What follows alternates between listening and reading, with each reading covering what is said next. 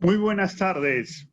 Para mí es un gusto hoy día poder presentar una conferencia, Reflexiones sobre la buena ignorancia, del profesor Diego Yontop. Él es licenciado en Psicología por la Universidad de Lima, es magíster con mención en filosofía, con mención en historia de la filosofía por la Universidad Nacional Mayor de San Marcos. Es profesor de la Universidad de Lima, de la Universidad de San, en la Escuela Humanística de Extensión y es profesor invitado en el posgrado de Neurociencia de la Universidad de San Marcos. Él ha escrito este texto que tengo frente a mí, que lo estoy mostrando, Filosofía de la Idiotez. Un texto verdaderamente interesante, muy comentado en Lima. Marco Aurelio de Negri lo presentó en la televisión con muy buena referencia. También ha escrito El lugar del otro en la filosofía de la mente. Entonces, démosle la bienvenida a Diego Yontop. Ha sido profesor de nuestra casa de estudios y mantenemos estupendas relaciones amicales y científicas. Adelante, Diego. Muchas gracias, Enrique. Bueno, están viendo mi video, me imagino, ¿no? ¿Se me escucha bien? Sí. Ya. Nada, primero que nada, gracias, Sebastián. Quisiera agradecer en primer lugar a Enrique Espinosa, felicitarlo por este esfuerzo constante y por esta iniciativa, ¿no? Que implica, pues, compartir este espacio para transmitir algunas ideas, ¿no? Algunos pensamientos y en este caso, ¿no? Agradecerle de nuevo a Enrique, un amigo, un colega, por esta invitación. Entonces, vamos a empezar a hablar de este tema. De hecho, me gustaría conversar con ustedes, ¿no? Vamos a ver qué tal nos va. Entonces Enrique, cuando me propuso esta actividad, quizás se le ocurrió que habláramos de mi libro, ¿no? Pero yo dije, bueno, quizás ya hablé, ya hablé mucho de mi libro, y bueno, está digamos, en Veremos Otro, y que tiene que ver con esto que les voy a hablar hoy día. Entonces las ideas, pues, filosóficas, de alguna manera, demoran en cuajar, ¿no? Lo vería yo así. Y el fenómeno, pues, de publicación, por lo menos en mi caso, no es un asunto así de producción constante ni nada, ¿no? Y bueno, es una idea que ha estado cuajando, esto de la ignorancia, siempre pensando en un tema que llame la atención, ¿no? Dicen que hay que parecer, no solo ser, ¿no? Y entonces, así como la idiotez, ¿no? Un fenómeno interesante en el sentido etimológico, ¿no? De esto he hablado bastante, cómo el término nos da posibilidades de comprensión mayores, ¿no? En parte la filosofía, bueno, no en parte, ¿no? Muchos, quizás la mayoría y no con poca razón, entienden que la filosofía es un estudio conceptual, ¿no? Un estudio de ideas, un estudio de conceptos. Otros por ahí dirían que el concepto no se limita a la palabra, ¿no? Pensemos, por ejemplo, en el concepto de rojo. Entonces, en el sentido de, o sea, definirlo en palabras es muy difícil, ¿no? Entonces, pero más allá de eso, el estudio, ¿no? De los conceptos es un acercamiento filosófico tradicional. Yo diría que quizás total, ¿no? En todos los casos se trata de estudiar algunas ideas. Entonces, la idiotez me parece que está muy asociado a este otro concepto de la ignorancia. Y vamos a ver en qué sentido. Vamos a tratar de postular, pues, una idea que implique que no se trata solo de ignorancia de lo que quiero hablar, sino más bien le llamaremos ignorancia al cuadrado, ¿no? Y bueno, explicaré de qué se trata esto. Y espero, pues, que que esté claro, ¿no? Uno nunca sabe. Voy a compartir mi pantalla para compartir mi presentación. A ver, vamos a ver. Entonces, ahí está.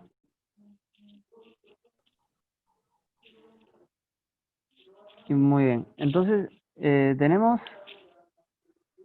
esta exposición, ¿no? Y se me ocurrió llamarle buena ignorancia, ¿no? ¿Y por qué? Bueno, creo que hay una buena ignorancia y una mala ignorancia. Entonces, la palabra está muy venida a menos.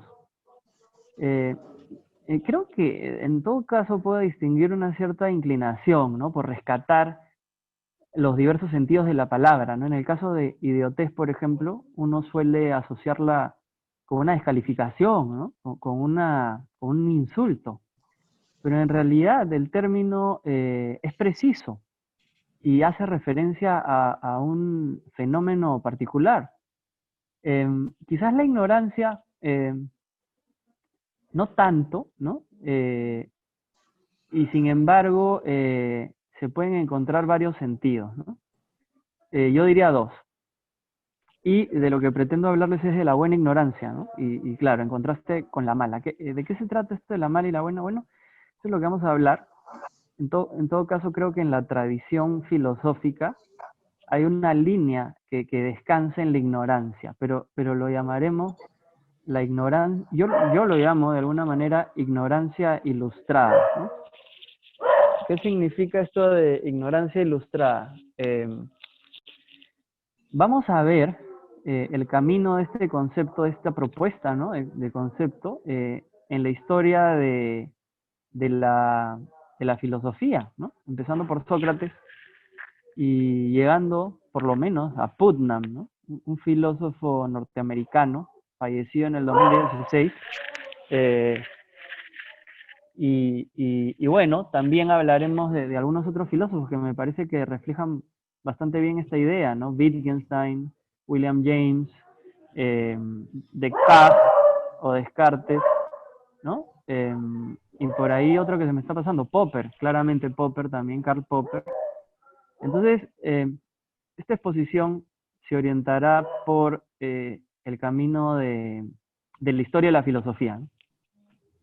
Entonces, lo que trataremos es de ver en la historia de la filosofía el camino de la ignorancia ilustrada, ¿no?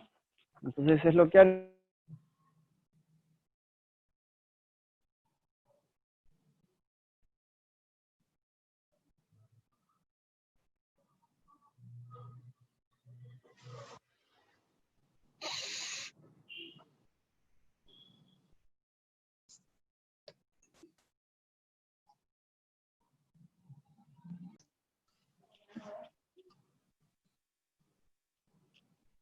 bueno, disculpen la interrupción, perdí la Sí, conexión. Aquí sí, estamos. Ya. sí, Diego. Comencemos porque, ¿me escuchas? Sí, Sí. sí, Sí, comencemos porque esto es grabado, ¿ya? Ok, después para claro. socializarlo. Muchas gracias, Diego. Adelante. Ya. Gracias, Enrique, pues esta cosa de la virtualidad, ¿no? No se hubiera cortado nada. Pero bueno, entonces, como les decía, estaba hablando de Noah Yuval Harari, ¿no? Y él en su libro, tiene dos, en realidad, que han sido muy populares. Uno es Sapiens, seguro muchos de ustedes lo han leído, y otro es Homo Deus, en el cual propone una suerte de visión, yo diría, apocalíptica, ¿no? Una circunstancia en la cual se va a imponer este Homo Deus y de alguna manera nosotros vamos a ser la especie que potencialmente desaparezca, ¿no? Entonces, el Homo Deus, eh, entonces él hace un estudio pues histórico, ¿no? De la evolución civilizatoria, y lo que a mí me llama la atención es que en un esquema cronológico, ¿no? Desde el inicio del universo, que bueno, en teoría tiene más o menos 13.700 millones de años, ¿no? Vamos avanzando y avanzando, bueno, la historia del hombre, el descubrimiento del fuego, etcétera, hasta que llegamos más o menos al 1600. Y lo que me llamó la atención del asunto es que él ubica en ese momento el ser humano, el hombre, descubre su ignorancia, ¿no? Es así como lo llama. Claramente, él se refiere al Renacimiento, ¿no? Vamos a hablar de Descartes y también de Galileo necesariamente. ¿Y por qué? Bueno, yo pienso que, y esto es canónico, eh, digamos que la gran explosión intelectual en Grecia lo que hace es verse apaciguada, podríamos decir, o apagada por la Edad Media, ¿no? Digamos que una etapa de alguna manera autoritaria, en la cual Aristóteles se convierte en la única voz autorizada, y en ese sentido, eh, por ejemplo, todavía hay una mezcla entre filosofía y ciencia. Entonces, Aristóteles, en sus explicaciones tremendamente especulativas, claro que era un genio, y le acertó incluso a aspectos ontológicos, ¿no? Científicos como por ejemplo la naturaleza del tiempo, la naturaleza relacional, ¿no? Del espacio, del tiempo.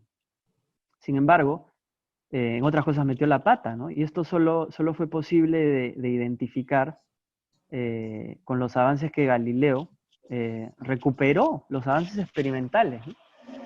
Entonces, digamos que con Galileo, alrededor de 1600, se podría dar la razón a Harari en el sentido de que el hombre descubre su ignorancia. Entonces, no es que lo supiéramos todo. De hecho, Aristóteles no lo sabía todo, ¿no? Parece que ese era el esquema escolástico eh, vertical, autoritario, ¿no? Entonces la palabra Aristóteles era la ley. Pero para este autor, alrededor de 1600, descubrimos nuestra ignorancia, en el sentido de que descubrimos que Aristóteles se podía equivocar, ¿no? Eso fue toda una lucha. Incluso el heliocentrismo, ¿no? También, por su lado, fue la lucha de Copérnico, que no tanto. De hecho, Copérnico no tuvo tantos problemas como Galileo, ¿no? Galileo sí fue juzgado y, y tuvo que afrontar carcelería, ¿no? Si bien en el castillo de un amigo, eh, igual, pues, ¿no? Una cosa muy desagradable. Entonces, empezando por ahí, lo que me gustaría sería recuperar esta idea de la ignorancia y, en todo caso, este cuadro de Harari es un poco simplista, ¿no? Porque la ignorancia se había descubierto mucho antes.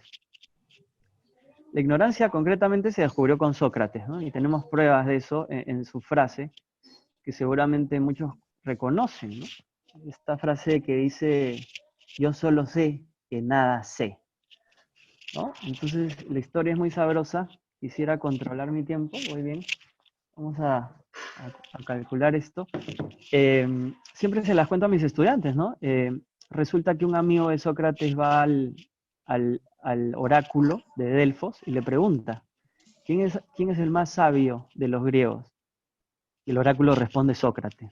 Entonces este amigo va a contarle y bueno, Sócrates cuando lo escucha, ¿no? En toda su, digamos, su costumbre, no se conforma y va, y como era usual en él, pasea por la ciudad, por Atenas, y le pregunta a todas las personas con las que se cruza diversas cuestiones. Y lo que descubre al final del día es que ninguno de sus interlocutores se había quedado callado, ¿no? A pesar de la complejidad, ¿no? A pesar de la dificultad de las preguntas, todos sus interlocutores tenían una respuesta. Y esto es muy tradicional. Por ejemplo, Jacob Burckhardt, ¿no? Burckhardt, este profesor de Nietzsche, tiene una historia de la cultura griega muy interesante, ¿no? Y ahí uno puede descubrir que los griegos eran un poquito soberbios, ¿no? Por no decir mucho. Y entonces encontraban divinidades en sus ancestros. Esto era muy común, ¿no? Descendían de divinidades, ¿no? Y, y entonces, seguramente con ese espíritu se topó Sócrates. Entonces, al final del día, pues él regresa a su casa, donde su amigo, y le dice, sí, en efecto, yo soy el más sabio de los griegos. ¿Y por qué? Bueno, porque yo sé que no sé. O sea, el sentido auténtico, el sentido original de la frase, que a veces los estudiantes pues lo interpretan como si el pata, pues, eso se llama ironía socrática, ¿no? Y es este espíritu juguetón que a mí me gusta tanto, ¿no? A veces la filosofía se equivoca por seriedad, ¿no? Por solemnidad, ¿no? Yo creo que no hay nada más estúpido en realidad que la solemnidad. Pero en este caso es Sócrates en su estilo, pues, juguetón, lo que hace es reconocer su propia ignorancia. Entonces Harari, pues, bueno, obviamente es un libro, ¿no? Y uno no puede escribir el libro.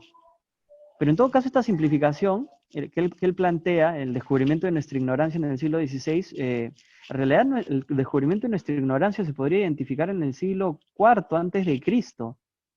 Y de hecho, es un cuestionamiento muy serio, quizás eso al final lo condujo a la muerte, eso y muchas otras cosas más, en una etapa también claramente autoritaria, vertical, ¿no? Las ciudades griegas tenían a sus dioses y una traición a la ciudad era una traición al dios y una traición al dios era una traición a la ciudad. Entonces, esta ironía quizás no fue muy bien vista, pero en todo caso, yo diría que Sócrates es el primer gran maestro de la ignorancia, ¿no? Pero la suya es una ignorancia ilustrada, o sea, y la de los demás es una ignorancia al cuadrado, ¿no? Entonces, ¿en qué sentido lo es? En el sentido de que ignoran su ignorancia, ¿no? Este es un término que recupero de García Baró, un fenomenólogo español, y él lo menciona en alguno de sus textos, ¿no? Pero García Baró dice que se puede ser ignorante al cubo también, ignorante, en fin. Yo ahí sí perfilaría un poco más el concepto, porque yo diría que si uno es ignorante al cuadrado, ya es ignorante de manera recalcitrante, es decir, es un ignorante infinito. Entonces, a eso me refiero con la ignorancia al cuadrado. O sea, tú no sabes que no sabes, pues. Entonces, como no sabes que no sabes, en realidad no sabes que no sabes que no sabes. Es lógico, pues. Si no sabes que no sabes, también no sabes que no sabes que no sabes. Y también no sabes que no sabes que no sabes que no sabes. Y no sabes que no, entonces, en fin, ¿no? Entonces es al infinito y más allá. Un ignorante infinito, podríamos decir, ¿no? Entonces, ¿qué nos enseña la filosofía de la mano de Sócrates? Lo primero es este carácter reflexivo, ¿no? Este carácter crítico por naturaleza. Yo creo que esta es la mejor lección de la filosofía, ¿no? De hecho, este escepticismo, este criticismo, se expresa en la ciencia, ¿no? Pero de otra manera. Entonces ya hablaremos de eso en un ratito cuando hablemos de Popper, ¿no? Pero en todo caso va por el camino de la falsación, su idea central, ¿no?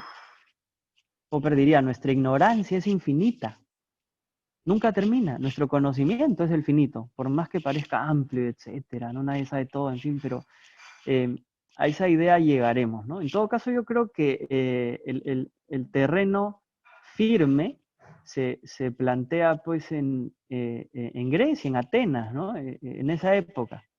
Obviamente esto se perdió, ¿no? Y se perdió este aspecto conjetural, ¿no? Este aspecto inestable, eh, que es inherente al espíritu filosófico, ¿no? Y bueno, a mí se me ocurrió y se me viene ocurriendo esta idea por lo que vemos constantemente, y esto ocurría antes, ¿no? Seguramente de esto ha hablado también acá mi amigo y colega Víctor Andrés García Belaunde cuando habla de la pseudociencia, etcétera, y todas las conspiranoias, ¿no? Y ahora eh, por efecto de la pandemia, ¿no? En las redes sociales podemos ver este fenómeno de que resulta que estábamos rodeados pues de epidemiólogos, ¿no? Y resulta que estábamos rodeados de químicos, de biólogos, de médicos, y no nos habíamos dado cuenta. Entonces es el típico caso de una persona pues que ve un video en YouTube y resulta que puede enmendarle la plana a un epidemiólogo que ha estudiado 20 o 25 años y se ha esforzado, ¿no? Por tratar de entender. Y en su esfuerzo, y esto es afín a la filosofía, más que darse cuenta de lo que sabe, se va dando cuenta de lo que no sabe, de la inmensidad de su ignorancia, ¿no?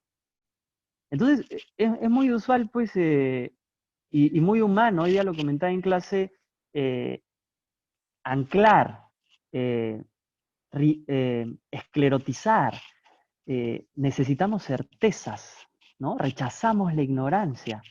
¿Por qué? Porque queremos sentirnos bien, queremos sentirnos cómodos. Esto no solo es una actitud, sino es un mecanismo biológico, ¿no? Como les comentaba ahora a mis estudiantes, los psicólogos, pues quizás que me escuchan lo sabrán, los mecanismos atencionales son mecanismos de filtrado, incluso la misma conciencia, en el sentido del percatamiento, solo atiende a una sola cosa, ¿no? Uno no puede pensar en dos. Y el mismo cuerpo tiene todos estos mecanismos de filtrado que implican estabilizar el mundo, fijarlo, anclarlo, de tal forma que podamos vivir. Si no, el caos, ¿no? Digamos, la anarquía de los estímulos, pues, no nos dejaría ni siquiera vivir. Entonces, esta dinámica, pues, evolutiva, ¿no? Adaptativa, se convierte sin que nos demos cuenta en una fijación dogmática, en una fijación irreflexiva, claramente acrítica, rígida, inflexible. Y esto es lo que ocurre. Entonces, vemos por todos lados, pues, terraplanistas, vemos reptilianos, como me enseñaba, pues, mi colega, ¿no? Y antivacunas. Entonces resulta que todos son especialistas y saben algo que no sabemos, ¿no? Entonces me pareció por eso muy, muy adecuado y muy pertinente hablar de este tema, ¿no? Entonces, en realidad he visto, vamos a ver algunos otros ejemplos. También los mismos filósofos, y hablaremos cuando hablemos de Putnam, ¿no? Todos somos humanos, pues si un filósofo no es un dios, y en ese sentido nos equivocamos, vaya sorpresa, ¿no? Entonces hay algunas ideas en Descartes, en Descartes, que podrían ser muy discutibles, su dualismo, por ejemplo, que es incoherente, y sin embargo, quisiera presentarles a Descartes en esta línea de la ignorancia, porque también él se ubica en una tradición de ignorancia ilustrada. ¿En qué sentido? En el sentido de su duda metódica, pues. Entonces, como siempre comento, pues Descartes, un alumno medieval, claro que digamos un alumno del escolasticismo en decadencia, ¿no? Y como buen francés, ¿no? Revolucionario, se revela, pues. Entonces, esto lo estudió Bernardo Regal, y él fue el que me informa de que Descartes estudió en un colegio jesuita en Francia. Y como buen alumno le quisieron chantar, pues, el floro de Aristóteles, ¿no? Entonces es interesante porque la misma noción de alumno viene de a, que significa sin, y lumno, luz. Entonces el alumno es el que no tiene luz. Y por eso yo nunca me dirijo a los estudiantes diciéndoles alumnos, ¿no? Porque es un insulto en realidad. Entonces el alumno medieval, ¿quién era? Era el alumno que se sentaba a escuchar y que ni por asomo se le ocurría abrir la boca, porque el iluminado era el profesor que llenaba esos cerebros vacíos de conocimiento, ¿no? Entonces, Descartes se inserta en esta tradición en el sentido de cuestionar la imposición, ¿no? Y en el discurso del método, ¿no? Es tan famosa esta idea de que la inteligencia es lo mejor distribuido en el mundo. Yo creo que fue muy optimista, ¿no? Yo no sería tan optimista como él. Y en todo caso es como un teatro, dice él, ¿no? La inteligencia, a la cual todos podemos remitirnos, ¿no? Verla, estar en contacto con ella. Entonces, el consejo de Descartes es, pues, no dependamos de una luminaria, por más Aristóteles que se llame. Entonces, lo que él propone es la duda metódica. Esta es una herramienta de la ignorancia ilustrada. Y lo que se propone es muy complejo, pero a la vez fascinante, ¿no? Él dice, no asumir como verdadero nada para lo cual no tenga evidencia perfecta. Entonces, al tacho con los libros de Aristóteles. Eso es tan radical que por eso, y con toda razón, se le considera como el padre de la filosofía moderna, y en ese sentido el padre de todos nosotros, ¿no? A los que nos interesa este tema. No admitir como verdadero nada para lo cual no tenga evidencia perfecta. Y esa evidencia la consigo yo. A mí nadie me la va a contar. Entonces, dudar de todo. De nuevo, el espíritu crítico en su máxima expresión. De nuevo, la idea de solo sé que nada sé, cuestionar esas convicciones que has asumido como ciertas. Ahora que les estoy hablando de esto, me olvidé de incluir a Bertrand Russell, ¿no? Pero ya lo comentaré de pasada, ¿no? Bertrand Russell en este libro maravilloso, ¿no? Los problemas de la filosofía, y en el último capítulo, cuando desarrolla sus ideas acerca del valor de la filosofía. ¿Y Russell qué dice? ¿Cuál es el valor de la filosofía? Su real incertidumbre. Esa idea se las voy a dejar, busquen el texto, está en PDF, ¿no? En Google, obviamente, en la Biblioteca de Alejandría, ¿no? Y el verdadero valor de la filosofía se encuentra en la incertidumbre, en el cuestionamiento de nuestras convicciones, de nuestros prejuicios, de nuestras creencias irreflexivas, acríticas. Entonces lo que estamos viendo es que la filosofía es una dinámica, ¿no?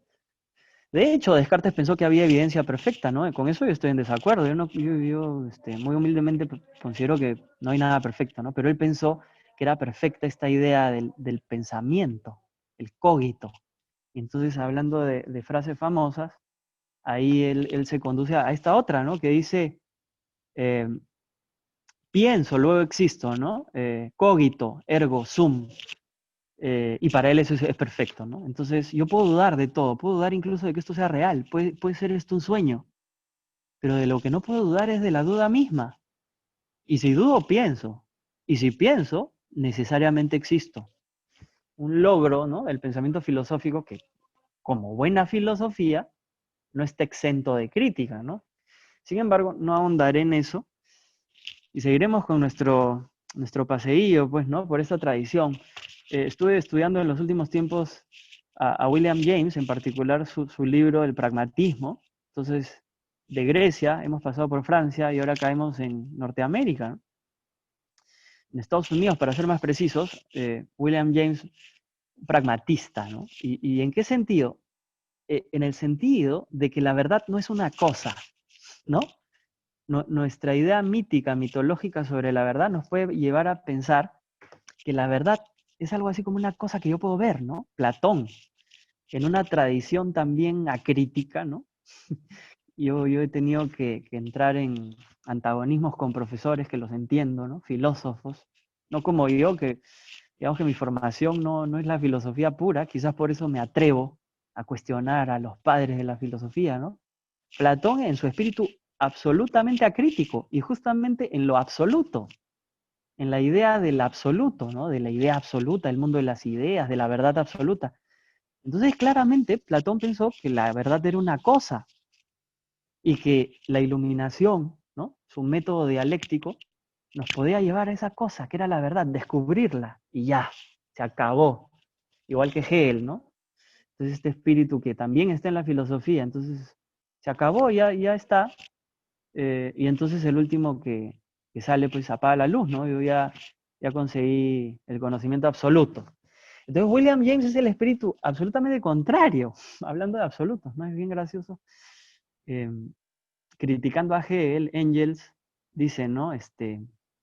Bueno, Hegel habla del espíritu absoluto, ¿no? La verdad absoluta. Cuando el espíritu se conozca a sí mismo, Engels comenta, lo único que sabemos del espíritu absoluto es que no sabemos absolutamente nada de él, ¿no? Ni de dónde viene, ni de qué es, ni por qué tendríamos que pensar en algo así.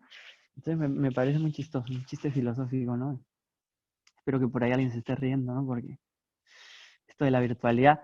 En todo caso, ¿qué dice William James sobre la verdad? ¿No? Lo voy a dejar así muy simple porque me gustaría, si es posible, responder a sus preguntas.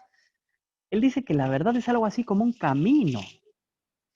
La idea pragmática es que la verdad de una afirmación está en sus consecuencias prácticas. y las consecuencias prácticas pueden estar más cerca o más lejos. A mí me encanta, en este libro Pragmatismo de William James, cuando él se refiere al espíritu religioso, ¿no? Otra moda, diría yo, que es lo más fácil, pues, ¿no? Los seres humanos nos acostumbramos a lo fácil y a nuestras certezas. Es la descalificación, ¿no? Del espíritu religioso, del creyente en Dios. Y entonces William James dice, bueno, en realidad, si entendemos a la verdad como un camino, de hecho, las consecuencias, tendríamos que fijarnos en las consecuencias prácticas de la idea de la creencia, ¿no? Y en ese sentido, tratar de entender la verdad como un camino. Entonces, esto va a ser recuperado por Popper. La teoría científica más confirmada, la teoría científica más puesta a prueba, no pasa de ser una conjetura.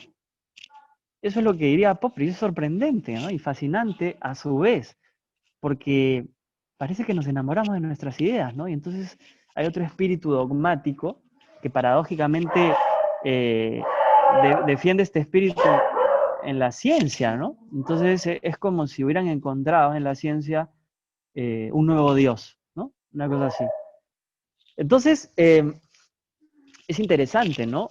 Algún crítico diría que este criterio de verdad que plantea el pragmatismo no es la verdad por correspondencia, ¿no? Este criterio clásico que parece firme, y sin duda lo es, y el mismo James lo reconoce, la verdad entendida como una correspondencia entre una proposición y un estado de cosas, ¿no? El criterio también de raigambre positivista, ¿no? Empirista, y que funciona muy bien, claramente funciona muy bien, ¿no? Pero el problema filosófico está en esto, que también es bonito, ¿no? ¿Y qué significa correspondencia? Y el mismo James se lo pregunta, ¿no? Yo podría decir, correspondencia es similitud, o una copia, ¿no? Por decirlo así, tipo platónica, ¿no? Pero eso no me responde mucho. Entonces, lo que quisiera rescatar de este filósofo es la idea de la verdad como un camino, ¿no? Y en ese sentido, ubicaría también a James en el camino de esta ignorancia ilustrada, ¿no? Popper, en este libro que recomiendo mucho, ahorita vamos a hablar de él, Conjeturas y refutaciones, en un prólogo maravilloso, él observa también este espíritu de absolutista de la verdad, ¿no?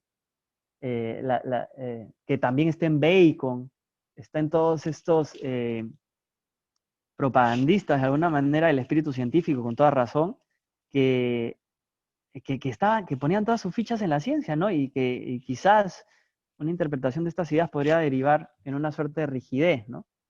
Entonces, en realidad los invito a revisar este libro tan maravilloso del pragmatismo y tratar de entenderlo, porque hay mucho que recuperar, ¿no? Bueno, esto ya compete a la filosofía de la ciencia. Van Frasen tiene esta idea, de hecho, el pragmatismo se puede asociar con el instrumentalismo y una idea muy bonita, que es una interpretación de la ciencia que asume las teorías como modelos, ¿no? Y esta idea de Van Frasen en la que dice que, en todo caso, lo que aplicaría sería una suerte de empirismo constructivo, ¿no? Muy popperiana también la idea. ¿Qué significa esto? Que nuestras teorías científicas claramente son invenciones y que la verdad de una teoría no se ubica más allá de su adaptación empírica, ¿no? De su acomodación empírica, es decir, de que nuestros modelos teóricos, científicos, encajen con la realidad.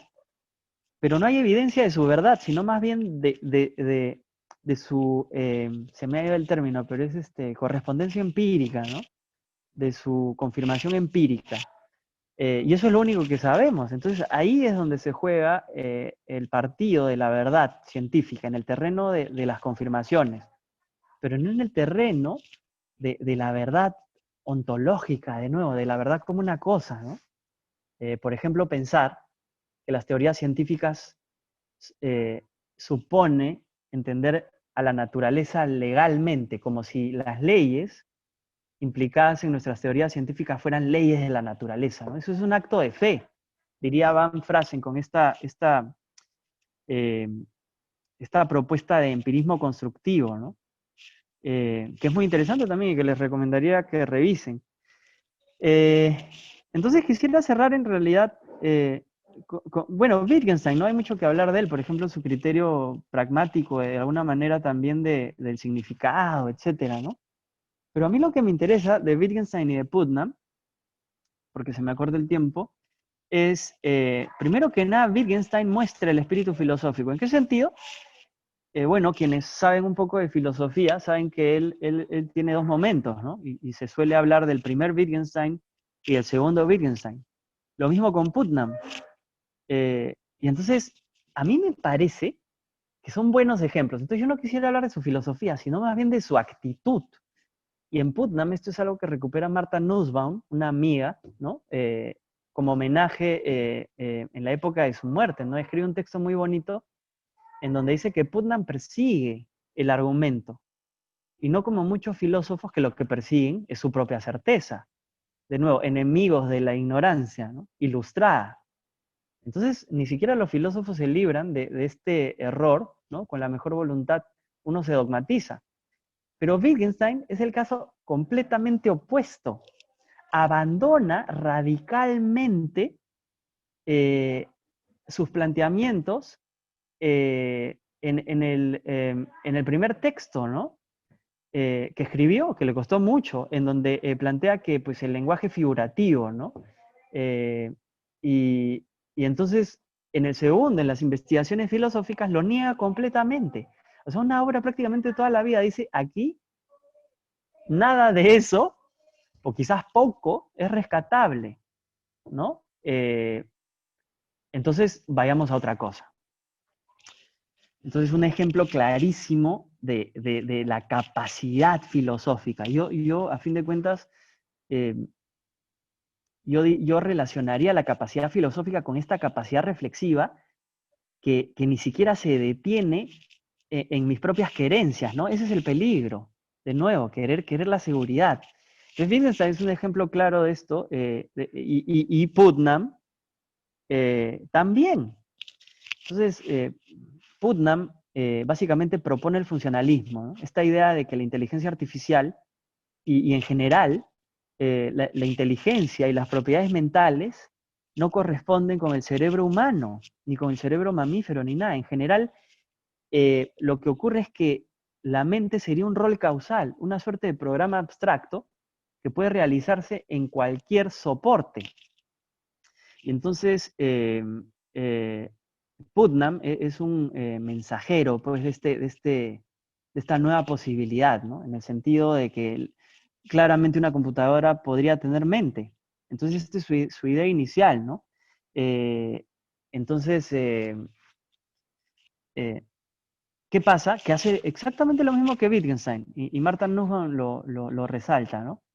Persigue el argumento, entonces se da cuenta cómo este funcionalismo era inadecuado y luego lo abandona en una maniobra que es un ejemplo filosófico, se, se, o sea, retrocede y reconoce que no se puede comparar la mente con una máquina de Turing, que justamente fue el modelo, seguramente han visto esa película, El Código Enigma, ¿no? Turing fue el que propuso pues que básicamente una mente era una máquina probabilística muy compleja, ¿no? Pero no dejaba de ser una máquina. Putnam después dirá que una mente no puede ser una máquina. Entonces, tira al tacho, pues, gran parte del funcionalismo que había propuesto inicialmente, de la misma forma que Wittgenstein. Y lo que propone es un externalismo semántico, ¿no? En el sentido de que una máquina es autista, ¿no? Una máquina de Turing, como un dispensador de galletas, etcétera, es autista, o sea, no responde al contexto. Y entonces ahí dirá esta famosa frase, los significados no están en la cabeza, ¿no? Sino que responde al contexto. Y los seres humanos responden al contexto, y las máquinas no. Ya hablé de Popper, pero igual vamos a él un ratito. ¿no? Un homenaje en realidad a estos filósofos y a quienes persiguieron, pues, digamos, esto que le llamo ignorancia ilustrada, ¿no? Básicamente se trata de decir, pues no sé, o me equivoqué, una cosa tan difícil, ¿no? Parece. Y Popper, ¿no? Aquí quisiera llamar la atención sobre algo muy actual, ¿no? Por ejemplo, Trump. ¿Qué es lo que ha hecho? Trump le ha quitado el apoyo a la OMS. ¿Por qué? Bueno, se podría resumir en esta idea, ¿no? Porque se equivocaron. Entonces yo no pago para que la gente se equivoque, ¿no?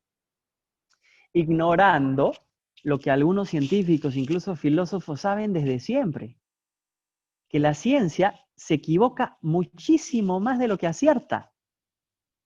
Y además, ¿por qué lo sabemos? Obviamente porque la ciencia persigue el error. Lo que Robert Merton, este historiador de la ciencia, llama un espíritu persecutorio, pero no en el sentido malo, sino que los descubrimientos científicos, y justamente ese es el sentido de las revistas científicas, se publican de tal forma para darle posibilidad a la comunidad de replicar los estudios. Pero esto no es una búsqueda de confirmación, es una búsqueda de destrucción. Entonces también diría que el espíritu crítico es algo que ciencia y filosofía comparten. Es un régimen policíaco el de la ciencia, un régimen persecutorio. Y por eso es una comunidad de las mejores que tenemos. O sea, es una lección en realidad de honestidad y de autocrítica. La ciencia se equivoca mucho más de lo que acierta porque lo que persigue es el error. Claramente un ignorante radical como Trump pues nunca lo sabrá, ¿no? Posiblemente, quién sabe, ¿no? Lo bonito de la existencia humana es la libertad y de nuestras posibilidades de cambio. Entonces, aquí tenemos otro detalle, ¿no? Entonces, este es la idea de refutabilidad popperiana tan valiosa y tan en línea con este espíritu de ignorancia ilustrada, que es el espíritu que quisiéramos pues rescatar, ¿no? En esta reunión. Entonces yo quisiera cerrar ya para pasar a sus preguntas con estos principios, ¿no? Que es un texto del mismo Popper, tolerancia y responsabilidad intelectual, ¿no? Miren qué bonito, ¿no? Responsable, justamente en el sentido de hábil para responder por lo que pienso. Y yo no voy a ser nunca hábil para responder por lo que pienso si no me he puesto en las situaciones contrafácticas, ¿no? En toda la tradición popperiana de la refutación. Eso no es una persona responsable. Es más, una persona que no es capaz de hacerlo es una persona irresponsable y una persona peligrosa, además, ¿no? Un potencial terrorista, un potencial racista, un potencial discriminador, un potencial dueño de empresa abusivo, ¿no? Que considera pues que el dinero y la ganancia es lo que hay que enfocarse, ¿no? Entonces, miren lo que plantea, ¿no? Yo no acostumbro leer, pero me parece que es bueno cerrar esta breve charla con estas ideas, ¿no? Y que me parece que es un buen corolario de lo que hemos venido conversando, ¿no? Ahí lo tienen ustedes. Siempre me gusta compartir estas ideas porque nosotros que ahora por digamos, el encierro estamos tan expuestos a estos diálogos y algunos incluso les rehuyen, no, pero son buenas premisas de las cuales debemos partir en cualquier discusión, ¿no? Y en cualquier debate racional, en realidad. Y en esa tradición, obviamente, todo lo que les he dicho yo podría estar equivocado, ¿no? Y el mismo Popper tendría que reconocerlo. Y de hecho parece que exageró. Por ejemplo, él afirmaba pues, que una hipótesis ad hoc, ¿no? Es anticientífica, es pseudocientífica, y sin embargo la ciencia usa esas hipótesis todo el tiempo, ¿no? Los estudiosos que vinieron después, Lakatos, ¿no? Gente que había estudiado con él, pues lo negaron claramente, ¿no? Y es ahí donde Lakatos, por ejemplo, plantea esto de los programas de investigación, estos anillos concéntricos, ¿no? En donde las hipótesis ad hoc, estas conjeturas para salvar una teoría, son cosa usual. Entonces, la realidad es mucho más compleja. Y la simplificación de esta realidad es un síntoma de ignorancia al cuadrado, ¿no? Somos seres humanos y nos equivocamos, pero yo creo que la filosofía es algo mucho más sofisticado y eso es lo que intento transmitir en la medida de mis posibilidades, ¿no? La sofisticación del pensamiento, algo raro, porque la simplificación es lo más fácil, ¿no? Como decía también Carl Sagan, la ciencia nunca va a tener buena prensa porque porque es difícil. Y tratar de criticarse quizás lo más difícil de todo. Pero eso es lo que hace la ciencia. Eso es lo que debería hacer la filosofía. Entonces, lo más fácil es la credulidad, el atajo, el tener mi pequeña convicción y quedarme ahí. Muy bien, entonces he tratado de acelerar. Espero que la cosa haya quedado clara. Y voy a dejar de compartir mi pantalla y aparezco ahí. Muy bien, entonces esa era un poco la idea que tenía. Entonces quizás Enrique, no sé. Sí, en ese momento invitamos a los participantes a que te escriban sus preguntas, ¿no? Sus inquietudes y que tú las puedas absolver, ¿no? Adelante, Muchas por gracias. favor.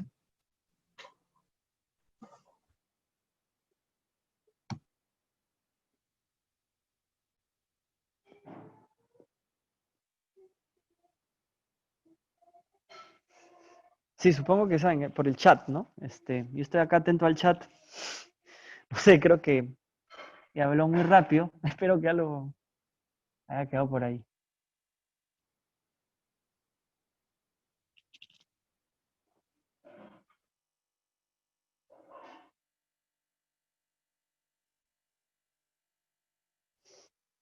Creo que hay que procesar, esto es normal. A ver. Ajá, Bruno Alonso, muchas gracias. Pregunta Bruno Alonso, ¿cómo podemos empezar a estudiar la filosofía? Eh, hay una frase que me gusta mucho de un filósofo alemán, que dicho sea de paso, comparte la tradición por la cual yo me he conducido, ¿no? Un psiquiatra que se convierte en filósofo. eh, y que él, me encanta esta frase, ¿no? Él dice, ¿qué es la filosofía? Hay que hacerlo, ¿no? Y hay otra frase de Wittgenstein que no mencioné, ¿no? Que dice, el trabajo filosófico es fundamentalmente trabajo sobre uno mismo.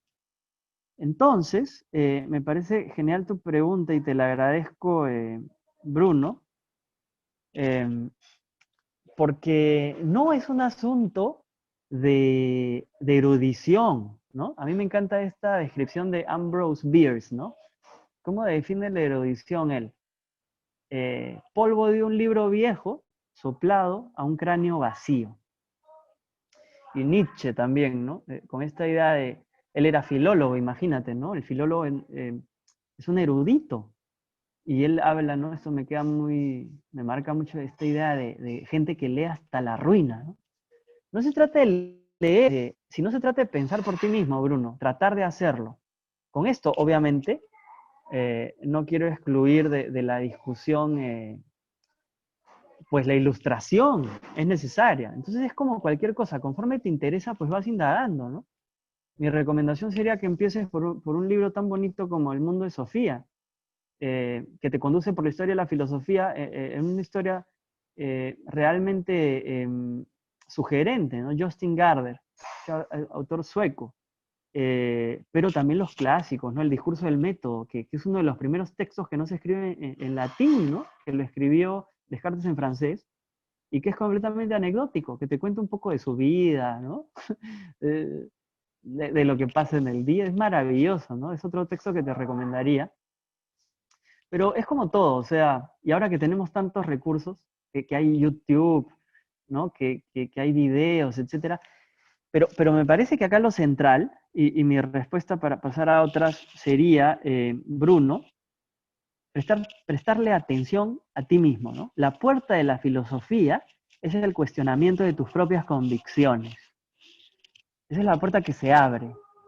Entonces pregúntate, mis creencias, de lo que estoy plenamente seguro, ¿es legítimo que lo esté? Y busca tus razones, busca las premisas, busca aquello que lo fundamente. Pero centralmente escucha al otro, escucha a los demás, ábrete a la diversidad, a la abundancia, ¿no? Como diría Feyerabend. A ver, Martín, entiendo que si no se sabe porque no podemos saberlo todo, podemos saber un tema en específico pero no hablar del todo. Claro, Martín, por supuesto, ¿no? Eh, a lo que me refiero con esto es al ataque, por ejemplo, que está ocurriendo en diversas partes en Estados Unidos, que es el ataque al especialista, ¿no? que es tan peligroso, o sea, que el especialista sabe de algo bastante. Y ese es el espíritu científico. Yo creo que un filósofo puede ser un especialista, eso es muy común en la facultad de filosofía, pero mi tradición no fue esa, ¿no? Yo no estudié filosofía en el pregrado, entonces eso creo que me da cierta flexibilidad, porque lo que yo veo es a filósofos enamorados de sus autores, ¿no? Esto es enternecedor, pero creo que es potencial enemigo del pensamiento crítico, pues. Entonces, la idea de un especialista filósofo me parece rara, ¿no? Porque yo creo que un filósofo no es especialista en nada. Y eso lo faculta para aplicar la herramienta del pensamiento filosófico a cualquier tema. Pero eso no excluye que te debas informar. Entonces un filósofo, por ejemplo, que no sepa de ciencia, también me parece un caso extraño, ¿no? Entonces, yo creo que la cosa va por ahí.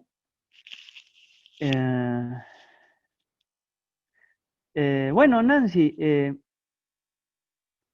la moral yo la entiendo como costumbre social. Moral viene de mores, que es costumbre en latín, ¿no? Ética es el pensamiento acerca de esas costumbres. Buscarle fundamento a las costumbres. Entonces, la moral, en ese sentido, no necesariamente sería ética, pues, porque como la moral es una costumbre, es irreflexiva, ¿no? Puede que sea reflexiva, pero eso hay que averiguarlo. Entonces, ¿qué es la filosofía? Hay que hacerlo. Entonces, esa sería mi respuesta, Nancy. Muchas gracias. Paul, la inteligencia, dice Descartes, es lo mejor distribuido. Él era un optimista, ¿no? Como buen renacentista. Y entonces, en ese sentido, es como si, algo así como si la verdad fuera el escenario de un teatro para el cual todos tenemos palco. Ni siquiera estamos ahí en las butacas de abajo, ¿no? Sino que todos tenemos una visión privilegiada de la verdad. Y la inteligencia se ha distribuido igualitariamente, ¿no? Entonces, esa es la idea de Descartes en el discurso del método, y en función de esta idea es que él plantea esta metáfora del teatro, ¿no?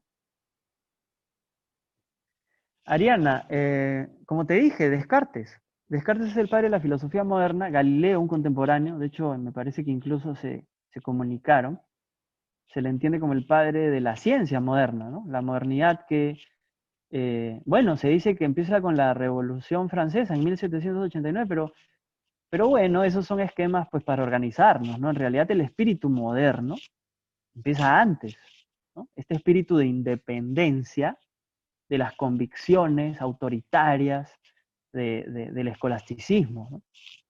Y por eso se llama renacimiento, recuperar los ideales filosóficos en su mejor sentido, en el sentido de esta iluminación de la propia ignorancia, ¿no?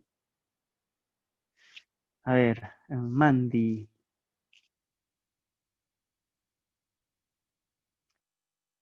Por supuesto, Mandy, muy bien, muy valiosa tu contribución, ¿no? Entonces entendemos la ignorancia como un insulto, pero yo me tengo que sentir mal. Además, porque somos ignorantes inevitablemente, algo vamos a ignorar. Esto le ocurre muchas veces al profesor, ¿no? Y esto me ha ocurrido a mí.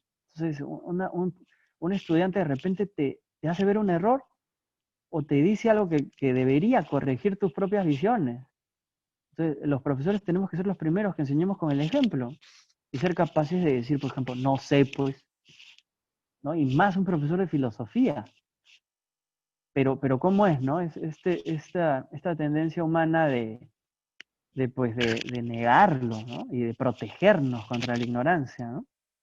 De acuerdo contigo, Mandy.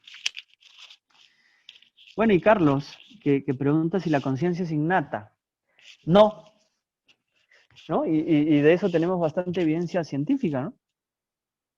La potencialidad es innata, como la potencialidad para el uso del lenguaje. Lo sabemos los psicólogos. Cualquier ser humano puede aprender cualquier idioma, chino, alemán, francés, castellano. Las potencialidades están ahí, pero la conciencia se logra, y ese es otro tema que está ahí en mi texto, de la idiotez, como un reflejo. De esto habló mucho Vygotsky, ¿no? Él dijo esto, a ver que esto va a quedar grabado, ¿no? Somos conscientes de nosotros porque somos conscientes de los otros. Y somos conscientes de los otros porque en la relación que establecemos con nosotros mismos, esa relación es de la misma naturaleza que la relación que los otros establecen con nosotros. Este trabalenguas quiere decir que yo soy un yo porque hubo un tú. Entonces, esta conciencia como autorreflexión, la idea del yo, incluso cartesiano, yo pienso, luego yo soy, una cosa así, se produce a partir de interacción. Si tú dejas a un recién nacido ahí y esperas a que sea capaz de verse en un espejo y reconocerse, no va a ocurrir. Y esto lo he experimentado con mi propio hijo, ¿no? Mostrándole el espejo. Entonces al comienzo, no, poca reacción, pero a partir de los 2 años se produce, ¿no? Esto que en psicología y en la ciencia se llama como nature versus nurture. No es nature versus nurture, es nature y nurture. Somos genéticos y somos sociales, y todo junto. Entonces, el profesor Ortiz, ¿no? Lo sabía muy bien con esta idea del cerebro social. Entonces mi respuesta sería no, pues. Tú dejas un recién nacido, no va a llegar a la conciencia. Sus potencialidades, si lo dejas solo, digo, ¿no? Y hay un caso, Amala y Kamala, ¿no? Estas hermanas francesas que un sacerdote, me parece, descubrió en África y que habían sido criadas por lobos. Eso lo enseñan en el curso de desarrollo humano, ¿no? Muy interesante. Que se comportaban como lobos, pues y un lobo es consciente del entorno, pero no es consciente de sí mismo. Entonces, si entendemos la conciencia como autorreflexión, claramente estas hermanas no lo lograron. Sí, Jorge, yo creo que sí. Ya, Carlos, gracias. Esto me ayuda, ¿ya? Porque no se trata de no creer. No se trata de lo que Sokal, otro autor muy simpático, diría, un escepticismo radical. ¿Qué es lo que está ocurriendo? El desencanto, la crisis económica, la crisis social, la crisis política, estos políticos ladrones, esta ciencia que se equivoca. Todo nos puede conducir a un escepticismo radical, en dudar de todo, ¿no? O hacer un tajo ahí, un corte y decir, no, la mitad de lo que te dicen es falso. No se trata de eso.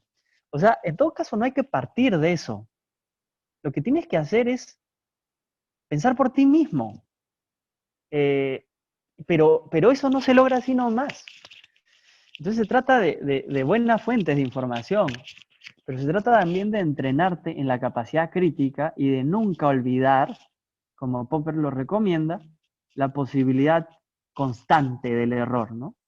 Y de hecho te vas a equivocar. Si quieres hacer ciencia, te vas a equivocar. Si quieres hacer filosofía, te vas a equivocar. Si naciste, te vas a equivocar. O sea, esa es la idea, ¿no? Yo supongo que el único que no se equivoca es el que no nació. Y aquí viene otra idea de Wittgenstein, ¿no? Tan genial, ¿no? Que me parece que es un buen corolario también, ¿no? Lo que él dice es, en filosofía gana el que llega último, ¿no? Yo siempre tengo en mente esa idea, ¿no? Por eso es tan difícil escribir un libro de filosofía, ¿no? Porque sabes que, pues, ese libro va a morir. Alguna que otra idea quedará por ahí, pero el camino a la verdad es eso, es un camino. No es un punto de llegada. Entonces esto me parece muy genial y muy interesante, ¿no? Entonces eso es filosofía, hay que hacerlo, ¿no? Jesús es verbo y no substantivo, como diría el filósofo Arjona. Muy bien. Muchas gracias, Diego. Lo cual nos animas a leer tu libro La filosofía del idiotez. Yo se los recomiendo, no tú, sino yo al auditorio. Está editado por nuestra universidad y tiene una segunda edición. Yo la que tengo es antigua, ¿no? O sea, pero hay una segunda edición, no es muy abundante, pero sí muy sustantivo. Entonces, queda cordialmente para nuestra biblioteca personal. Lo tenemos en el fondo editorial de la universidad y también en la biblioteca, por cierto. Te estamos muy reconocidos, no sin antes invitar a nuestros auditorios a todo nuestro auditorio a que el Jueves Cultural también sigue. Así como hemos tenido el gusto de tenerte, vamos a tener el gusto de tener un profesor joven como tú que nos va a hablar sobre la importancia de estudiar la fotografía en los primeros grados, en los primeros cursos de la universidad, y después eso a las 6, y el viernes 11 al poeta Ricardo Velázquez nos va a leer su producción y la ha titulado Aperturar. Estamos muy reconocidos, Diego, en verdad. Le agradecemos a todos los participantes que también hacemos universidad en esta ciudad de la inteligencia. La universidad es la ciudad de la inteligencia, y para estar siempre conectados. Y esperamos contar contigo en otra oportunidad y que nos hables más de la ignorancia para que nos entusiasmes para leer más. Muchas gracias, Diego. Un aplauso online. No lo podemos hacer así a vivo. Muy reconocidos. Muchas gracias. Gracias, Susana, por apoyarnos. Gracias, Fernando Pisfield. Y gracias a todos que nos han apoyado. A Mónica también, que nos ha apoyado. Muchas gracias, Diego. Muchas gracias. Muchas gracias a todos. Sí, muy agradecidos. Nos vemos.